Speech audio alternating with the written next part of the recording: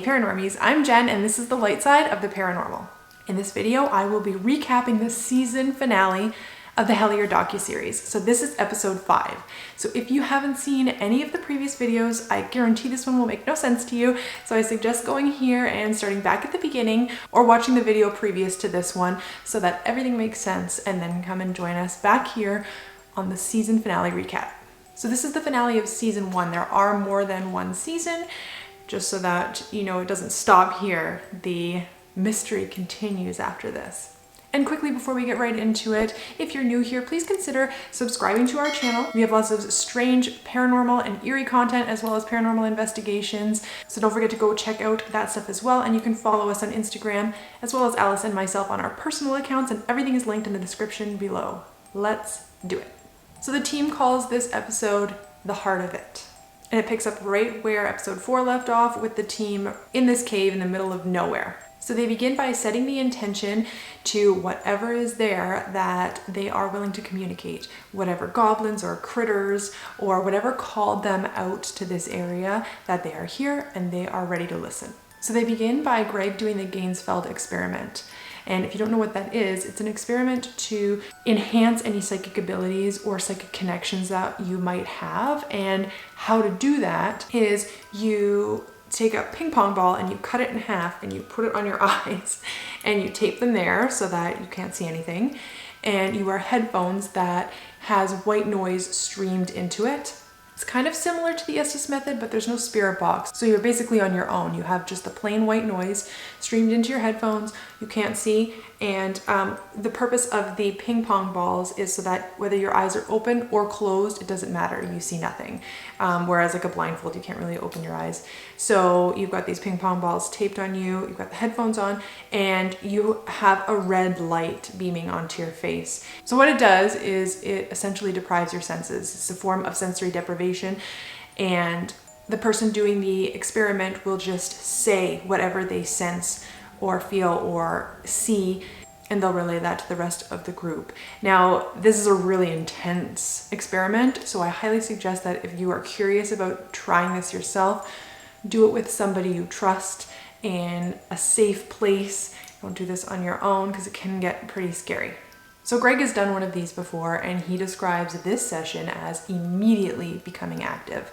He didn't have to wait very long before things started to happen, and he immediately starts to hear things. He says he hears what sounds like a crowd of people around them, and that they're really loud and almost yelling, but he can't make out what they're saying. Then it progresses into what sounds like cheering at a football game. So while Greg is doing this experiment, everybody else is taking turns asking questions to whatever entities might be there, hoping that they can feed the information through Greg and he can let them know what he's seeing or hearing or feeling. And then at this point, Carl mentions that he thought he heard a car honk, and they start trying to figure out who's got the keys and did somebody accidentally press the lock button, because they describe it sounding as, you know, when you press the lock button on your key fob, it makes the quick little honk to confirm that the door is locked or the door is closed. And other people heard it as well. But then they realize they're in the middle of nowhere, like they're nowhere near their car. They don't know how close by there's a road, but as far as they know, they're in the middle of nowhere in this old train tunnel. So that was noted as odd. And at this point, Greg mentions that he sees a building, and then he sees buildings pass by, then he sees a street lamp pass by, and then he mentions that he feels like he's looking out the right side of a window of a moving vehicle, and then he confirms that it feels like he's on a train and he's watching stuff pass him by out the window of the train, which is interesting because they're in this old train tunnel. Now at this point, you can hear, while they're talking amongst themselves, you can hear a disembodied voice say, "Guys." And immediately they all heard it, and it wasn't any of them. They're being careful on taking turns asking these questions so that it's nice and silent in between the questions. So that is really interesting. And then at this point, Greg starts to get a little bit deeper into what he's seeing, and he becomes visibly freaked out. Visibly and audibly, like his voice is a little bit worried and scared. And what he says that he sees, I'm going to read you what I transcribed of this experience. So he said, "I'm looking up while lying down. I'm looking into the sky and I see a ring of trees, and I feel like I'm vibrating. So it's like he's laying down in the grass kind of and looking up, and he's seeing trees around him. Then he says, I just got really cold and now I'm seeing a face. It's blue eyes. Oh, I don't like that. I'm covered in cold. The hair on my arms is standing up, and I don't know if it's cold for you guys too. So he's talking to the rest of the crew, and at this point they check the temperature around him, and it's actually a degree warmer near him than it is where everyone else is sitting. So he says he's laying down looking up at the trees, and somebody's looking over him. He sees flashes of lights behind the trees in the distance, but he can't see where it's coming from. And he's starting to get like a little bit panicked. He doesn't really like the experience that's happening. He's starting to get freaked out. And then he says, holy shit, it stopped. The sound stopped. So suddenly the white noise streaming in through his headphones completely quit. That action immediately stopped the visions, and everything stopped. So he decided to take the ping pong balls off and come out of the experience. And he said, wow, that got really scary. And Dana mentions, he was getting visibly scared, which normally they would pull their teammate out of the experience when they can see that they're becoming agitated and afraid. But she let it go a little bit longer because she said it was getting somewhere. It was almost like he was experiencing some type of alien abduction, which is immediately what I thought when I was watching him go through this, which is really scary. And there's a lot more in alien abduction in season 2, which is like really freaky. So they end the experiment, and they mentioned to Greg about how it was actually warmer near him and not colder. So that was really strange. And Greg describes the experience as feeling like he could feel the presence. He could feel a presence of something there. And he said it looked very similar to a gray. So like a gray type of alien. If you don't know what a gray is, this is a gray. Except he said it had blue eyes, and he was very uncomfortable. And he agreed it did seem a lot like an alien abduction situation. So they look into why the white noise stopped playing, and it was just buffering. Just suddenly started buffering. So why it happened at that point and pulled him out, coincidence, fate, something didn't want him to continue on, or something was protecting him so he didn't continue on. Either way, they took that as a sign and quit the experiment. But what would have happened if that white noise wouldn't have ended so abruptly and the experience continued? I'm very curious about that. So at this point, they begin speaking out loud to whatever is there. Can you make a sound? Can you show us that you're here? What do you want with us being here? We've traveled really far. We've spent a lot of time on this. We want to meet you.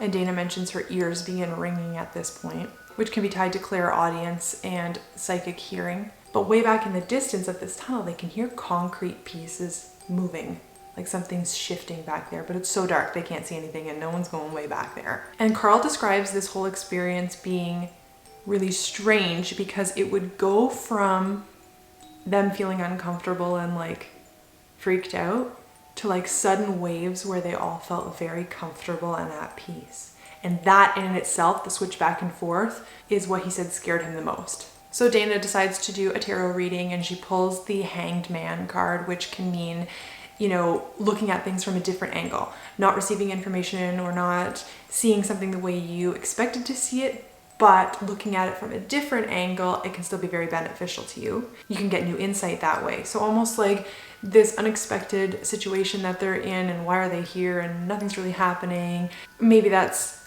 supposed to happen. Maybe this is for a reason. So Connor decides he's going to do an Estes method. So if you don't know what the Estes method is, it's the headphones streaming the spirit box into his headphones, and he wears a blindfold so that he is completely unaware of the questions that are being asked, and he's just going to repeat what he hears, and hopefully there's a connection that way, which is very unbiased because he has no idea what they're asking. So he started the session being a little freaked out because it's an uncomfortable situation they're in, in the middle of this tunnel, and you're already a little freaked out. So some of the things that happened during this session, Connor says eyes, and Greg says, do you have a name? Connor says hour. Greg says, remember the time, because he said hour. It's 11:09 p.m. Let's remember that. And Greg says, what do you call yourself? Connor says modern. And Greg says, how long are the cycles? How many years did it take you to return this place? Connor said, what was that? And Greg said, are you always here, or are you more active at different times? Connor says, I don't know. Greg says, do you know where you are? How did you get here? And then Dana and Carl immediately pick up on the fact that there's a little girl spirit there. They both agree that they feel and possibly hear that there's a little girl spirit around, and they can hear movement in the cave, and then that's gone. Then they feel like a snarky spirit come in. Connor says, Ivan. And Dana says, Ivan, is that you? And Connor says, what do you want? And Greg says, we want to know why we're here. Connor says, here. Greg says, is there a reason we're here? We don't understand. Connor says, tunnels. And Greg says, are there a lot of bats in this tunnel? And Connor says, no shit. So they get the idea that this next spirit, this Ivan, is like really snarky kind of guy, and then he's gone. It's just this wave of spirits coming through, which is interesting because they're in this train tunnel where this movement of things just coming through, and they kind of laugh off that snarky guy. But they had multiple spirits coming through and then just leave. And that continued for a little bit, which is interesting. It's not really relevant to the case that's going on, but if you like watching spirit box sessions, I suggest watching that one because there's a lot more to it that I'm not going to read out to you guys, but I suggest going to watch that if that's something that interests you. But they end the session, and about 5 minutes after, they all just feel this wave of peace and like this wave of completion. Like they didn't actually get what they wanted by going out there. They didn't get confirmation about the goblins or what's going on in Hellier, but they just felt this wave of contentment that it is what it is and things are just done now. And they were happy with that. So they decide they're done, let's pack up and leave.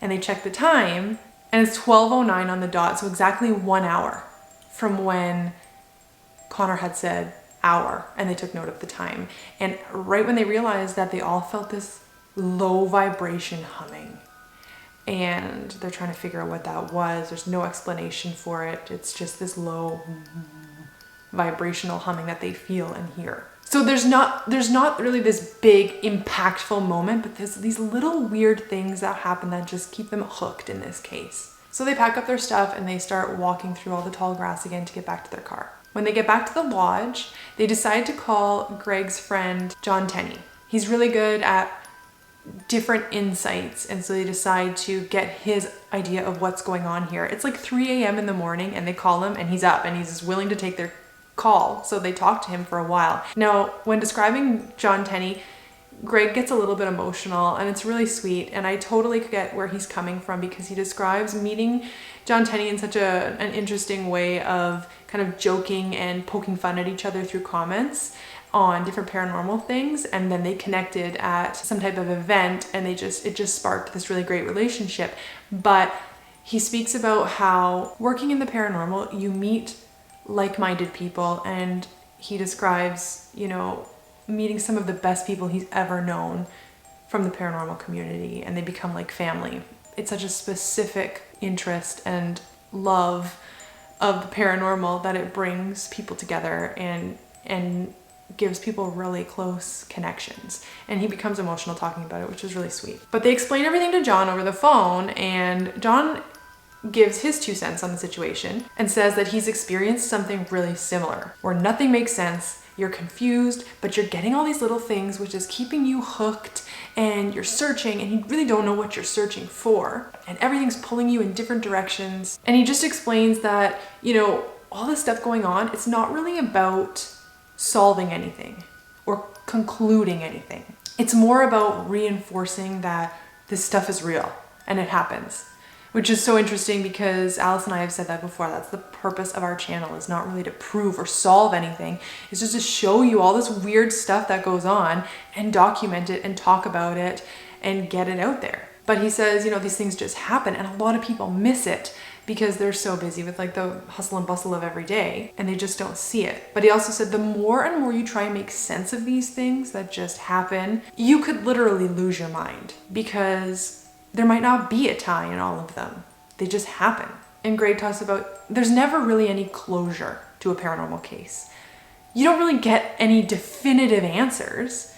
It's just whenever the investigator decides that it's okay enough for them to walk away and they've got enough closure to walk away, but there's no real solving anything. And you might find a few years down the road an experience that happened way back when suddenly ties into now, and you realize, it was never closed. It was always open. It was always there. You just had enough comfort in letting it go for the time being. So they go back to Cincinnati and they're wrapping everything up, talking about the case and all that stuff. They're in Dana's apartment, and Connor sees a book on the shelf that he's never read before, and it has to do with John Keel. So he takes it down, he's flipping through it. Now, if you remember, John Keel was the one who wrote the Mothman prophecies and experienced all that craziness. And there's this whole universe around John Keel and all the craziness he experienced with the Mothman prophecies. And so it's written by somebody else, but John Keel is involved in it. And it is just this collection of essays and interviews and articles on paranormal situations and all that jazz. And he notices that there's an article from Anomaly magazine from 1972 about different types of sounds that will commonly be heard during times of high strangeness. Now, if you're a fan of ours and you've watched all of our videos, recently I was talking about this. I've mentioned it a few times, but in a video that we did recently, I mentioned that there are like signature sounds that have been documented to be heard during paranormal situations or situations of high strangeness, which is what they like to call any just weird thing that goes on that you don't really have an explanation for, which I love because it's not necessarily paranormal, especially when you say like the word paranormal, it's got this whole idea around it, but times of high strangeness. And what I mentioned in the previous video of what I thought it was, I think I was totally wrong, but I'm gonna tell you now. So this is it. And if you love the paranormal, which I assume you do because you're here, this is gonna bury itself in your brain and you'll just remember this forever now. And you'll always think back to this whenever you experience these sounds. And I love this. So here it is. So in all of the witnesses of high strangeness over and over again, people have had these experiences in common, whether it be ghost sightings or UFO encounters or Bigfoot sightings. I will read to you what the article said. The second type of hallucination, audio, consists of hearing sounds or voices with no discernible external cause. The two types most frequently reported are the sounds of a baby crying and the sound of an unseen car door slamming. The crying baby phenomenon is common not only among UFO witnesses, but also among thousands of ghost and monster witnesses as well. So if you remember, they were told by Hellier locals that they sometimes would hear babies crying out of the tunnels and out of these cave systems, which, like, terrifying. But also the door slam. So they didn't directly experience this door slam, but something very similar, the door lock honk sound in the middle of nowhere. So there was variations of those surrounding this case, which was a little bit mind-blowing to them when they read that. But now I feel like whenever you guys hear something like that, you're gonna think back to this.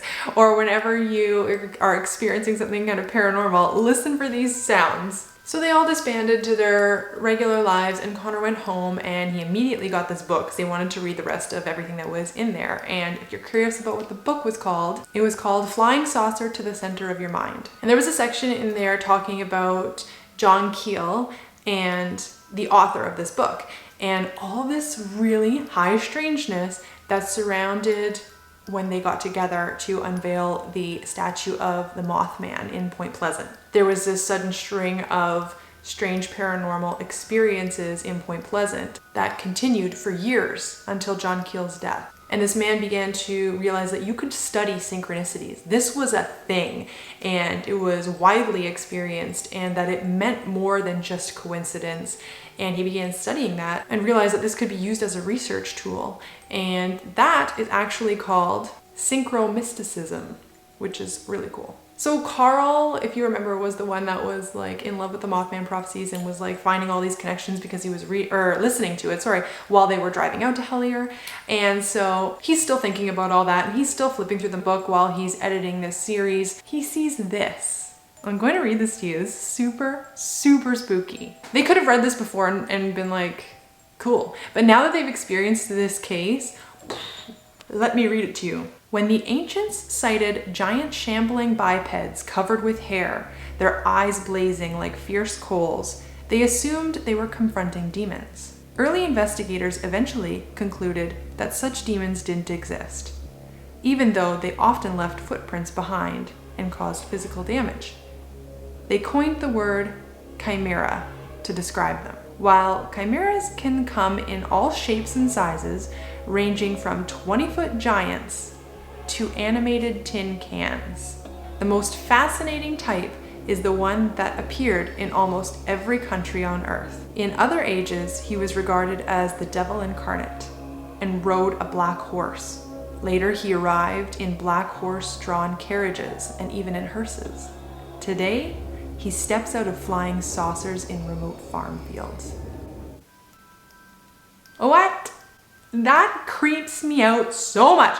And watching it, and they've got all the eerie music in the background, which is why I did what I did. I had like chills. Creepy. So creepy. But the specific mention of the tin can is, I mean, they could have said anything. You know, the juice box, the takeout container, the tin can. So that stood out so much in their minds. And then they're all talking about this just like, what? And then Carl explains, this is too crazy to even say. He's like, I can't even say this. Like, it's too crazy to think that this tin can that we saw was a chimera. And who was considered a chimera? Indrid Cold. So essentially what's being narrowed down in this whole situation is that Indrid Cold was a chimera. And at some point, somewhere in life, this tin can, this animated tin can showed up and it was thought to be this chimera. And so were they dealing with Indrid Cold or some type of chimera? And he says, you know I sound crazy. I can't even say it, but here's the information, do with that what you will. It's weird. And the episode ends with Greg addressing David Christie. You know, if you see this, please reach out. I think that you're dealing with what we're dealing with now. We've been roped into this just like you were. Oh, I just saw something move outside. Oh, I didn't lock the door. You're dealing with what we've been dealing with. You know, you're a foreign person that's been brought into this situation and you were forced out because of all of the weirdness going on. You know, reach out. But then he mentions, you know, I guess more specifically who I really want to speak with is Terry Wrist. So if you see this, why were we brought there? What's going on here? There's so much more and I want you to contact me because we need answers. So the episode ends with Greg, you know, saying, I don't think this is ever going to end. It's never going to stop. But at least a lot more people will understand and see it now and be aware of it because this docuseries is coming out. And it just kind of fades out. And then there's a shot of Greg's phone with a ping, one new email. And that's the end of the season. I can't tell you what's going on in season 2, but it's wild and it doesn't stop. And season 2 is my absolute favorite season. Oh my God. So it's so good. I hope that this episode was interesting enough to keep you guys hooked. It's so crazy. Again, like a million hearts and likes to Greg and Dana and the whole Hellier crew there. This is my most favorite series. All the little subtle things that just add up and I love it. I love it. I love that stuff. So if you enjoyed this video, don't forget to boop that like button. We really, really appreciate it. And it helps us out so much, honestly. And I want to see all your comments of your thoughts and opinions down in the comment section and we can start a little discussion there. I always love that. What do you guys think is going on? Have you watched it? Will you watch it? Will you watch season 2 now? I hope that you do. And that's it for me tonight, guys. So until next time, keep on creeping on. Bye.